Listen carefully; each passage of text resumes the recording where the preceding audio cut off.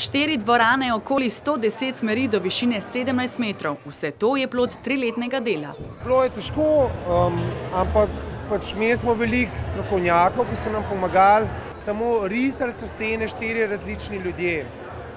Potem imeli smo 2 mizarja, ki sta rezala material samo za plezalne stene. Pomagali so tudi inštruktorji, ki bodo v centru poučevali otroke. Prvo pravilo je seveda varnost. Rabimo ploščico za varovanje, grigri, matičarko, plezalne čevlje, v katere so hitro vstopili ljubitelji plezanja. A kako se stvari streže, jim je pokazala Mina Markovič, ena najboljših športnih plezalk na svetu. Idealna priložnost za vse, ki želijo poskusiti, za vse, ki želijo nadaljevati, trenirati. Nad centrom so bili navdušeni vsi, tisti na steni in tisti pod njo.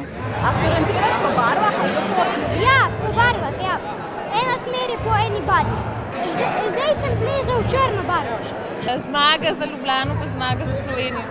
To je toliko enega dela vloženega, tako da sam kapa dol. Poleg športnega plezanja ponujajo tudi terapevtsko. Idej jim nikoli ne zmanjka, pot do uspeha vodi vedno na vrh.